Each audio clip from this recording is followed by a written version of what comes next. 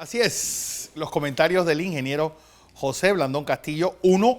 Caso de elecciones primarias, bueno, esta movilización de elecciones de delegados en el Partido Panameñista, del cual tuvimos un programa especial anoche, pero esto de Barro Blanco pareciera ser una colección de mentiras y medias verdades, en el cual lo único que ha provocado es más confusión entre los que han seguido la noticia y cuyo punto cúspide fue lo ocurrido en Gualaquita y el patinazo por parte de la Secretaría de Comunicación y todo el gobierno nacional. Buenos días, Fernando. Buenos días a toda nuestra audiencia. Una semana más. Estamos a 3 días de terminar el mes de agosto. Entramos al último cuatrimestre, en lo que ya parece ser el ocaso del 2016. Bueno, fíjate, Barro Blanco es una historia que puede escribirse en varios tomos. Pero esta parte de la historia está caracterizada por una serie de acciones que a mi juicio rayan en el infantilismo. Por ejemplo, ¿cómo se presenta ante la opinión pública un acuerdo que no ha sido ratificado por la empresa, objeto de esa negociación? No puede existir un fideicomiso sin un acuerdo con Genisa. Punto. No puede existir ningún tipo de acuerdo con los novebules si Genisa no lo firma. Claro. Entonces, no se ha presentado un acuerdo firmado porque no existe un acuerdo firmado. Decía Alvin Widen que sí. No existe un acuerdo firmado. He hablado con la empresa y no existe un acuerdo firmado. Ellos han sido informados de lo que está ocurriendo. Exprofeso. Pero que tú me informes a mí, a que yo firme un acuerdo, y además estamos hablando sobre un problema de carácter jurídico financiero. Yo no puedo ante mis accionistas, siendo yo representante de una empresa, llegar a acuerdos verbales de que tú me vas a quitar la empresa. Porque yo no respondo al gobierno, yo respondo a mis accionistas. De una empresa no responde al gobierno, él responde a sus accionistas frente a un hecho jurídico que fue la adquisición de una concesión.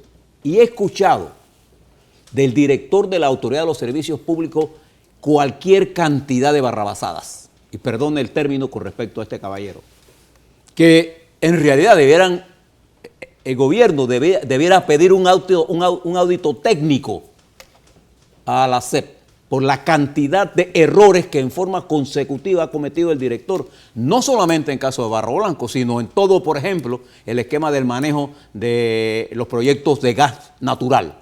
Para darle otro ejemplo, en donde han surgido cosas que serían interesantes que jurídicamente se discutan. Pero en el caso de Barro Blanco, lo escuché decir que el 15% que se le va a dar a la comarca ya no vendrán de los ingresos brutos, como dice el comunicado, sino de los beneficios, sino del presupuesto. Y que ellos no pueden tomar eso porque ya se dieron cuenta que no lo podrían hacer.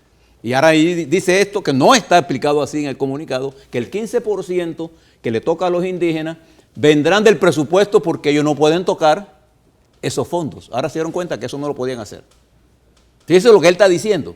del presupuesto. Se calcula los ingresos brutos Sí. de la empresa en un año X, suponga, voy a decir cualquier cifra, suponga que sean 10 millones.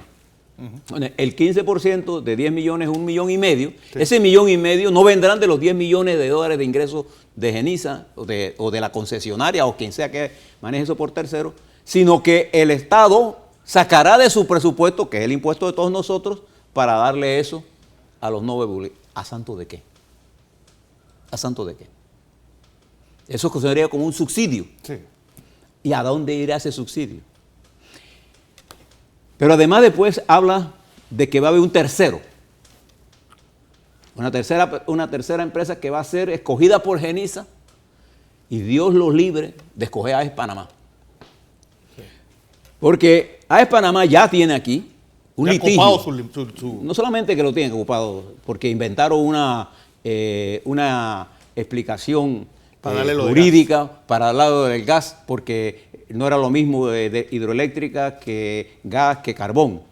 Y ellos saben perfectamente bien que la ley lo que dice es generación.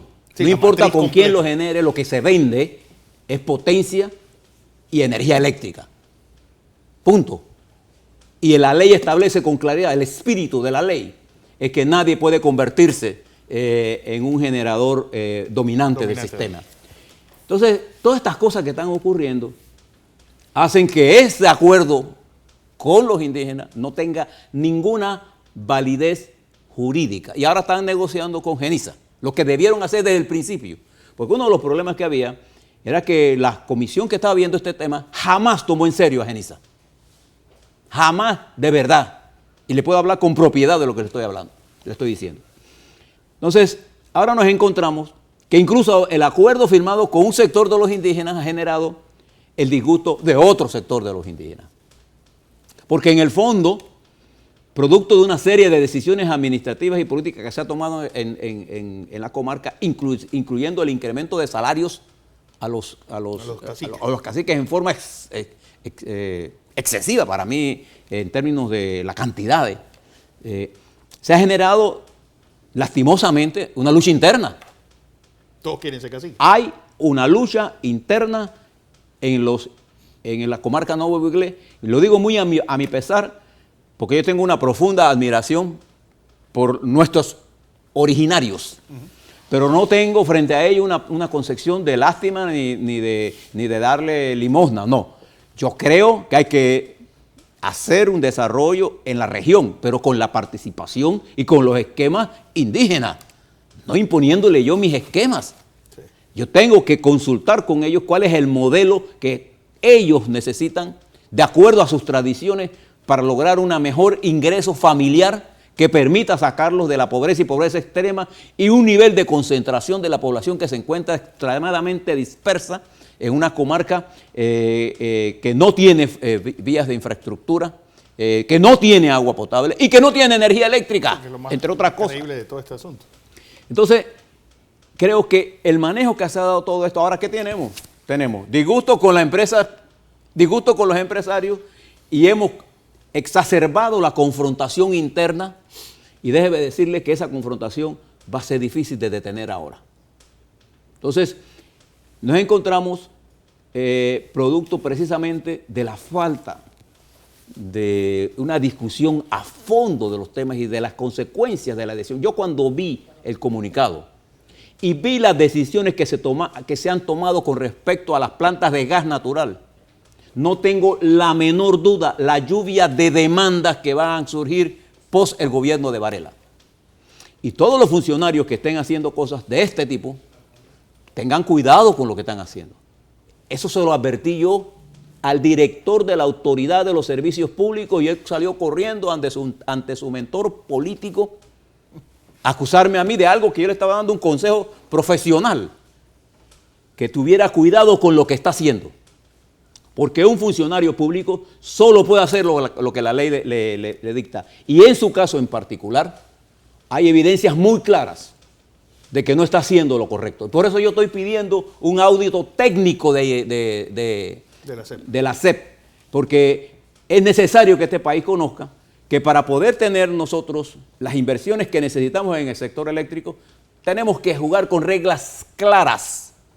Y las reglas claras que hay son las legislaciones vigentes y no podemos estar interpretando, el director de la Autoridad de los Servicios Públicos no puede estar interpretando la ley.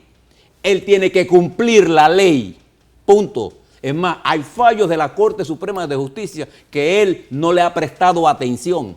Bueno, es un desacato. Entonces, todas estas cosas se dan en el marco de Genisa. Lamentablemente, yo puedo prever que la confrontación interna, de los problemas internos, entonces ahora aparecen asesores ajenos a la comarca, metidos ahora en lo que nosotros decimos en Chitré, en un berenjenal, porque este es un problema interno de la comarca que tendrá que en todo caso ser manejado por el Ministerio de Gobierno y Justicia, que es el que yo no he visto en esto. No he visto, han sido unos convidados de piedra entonces. Porque ellos son los que dentro de su estructura manejan este problema comarcal. Entonces, aquí tenemos un problema serio. Dentro de todo esto se genera ahora otro grave error que ocurrió el jueves en la noche. En materia de información, el peor error que puede cometer una institución de cualquier nivel, en cualquier gobierno, es mentir. Es mentir. Yo puedo ¿cómo se llama? Decir la verdad y darle un contexto al hecho. Lo que yo no puedo decir es que lo que pasó era del 2010, como fue la primera versión. ¿Quién dio esta versión? Ahora yo me atrevo a asegurar, a especular, perdón, de que quién puede generar de un evento de confrontación social una teoría de seguridad. Las autoridades de seguridad. Yo no tengo la menor duda que fue el Consejo de Seguridad y las estructuras de seguridad quienes le dijeron a las autoridades, al director de comunicación de la presidencia, que es un muchacho profesional, incluso a diputados, de que eso era falso, que era falso lo que se estaba publicando. Y resultó que horas más tarde se confirmó que las imágenes que se estaban saliendo eran ciertas. ¿Cuán grave era la confrontación? Ese era otro problema de explicación. Pero lo que se negó fue el hecho. Sí. ¿Y hubo heridos? Hubo heridos. ¿Hubo heridos a la policía? Hubo heridos a la policía. ¿Hubo confrontación? Sí. ¿Vienen nuevas confrontaciones? Bueno, ya están llamando a nuevas confrontaciones, a nuevas movilizaciones. Entonces estamos frente a una situación cada vez más compleja y el gobierno a la defensiva. Yo creo que el gobierno lo que debiera hacer es revisar su política de comunicación. La terquedad no es un buen consejero, sobre todo cuando se trata de este tipo de problemas tan complicados. No es tan fácil bregar con un gremio, una comunidad indígena fragmentada por intereses de toda clase. Y nadie le tiene que meter gasolina, ya la gasolina existe ahí. Sí, lo que está regándose más. Ahí lo que se está es, ahí hay un motivo para la confrontación. Y no veo forma de detenerse porque no hay un frente unido. Ahora el gobierno no cuenta ni con el respaldo de la empresa, ni con el respaldo de los empresarios, ni con el respaldo de los medios, ni hay una política de comunicación y nadie cree nada. Ese es el grave error cuando uno pega una mentira. De manera que el proyecto Barro Blanco se ha tragado, ¿no sí?, a varias decisiones y uno de los grandes perdedores de es la autoridad de los servicios públicos, cuya única función jurídica es regulación. Es regular en el marco de la estructura jurídica que tiene.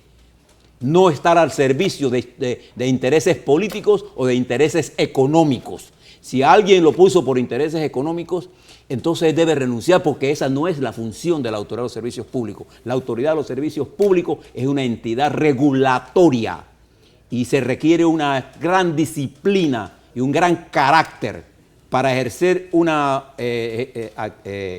agencia de esta naturaleza al margen de las presiones políticas que normalmente ocurren en cualquier sociedad.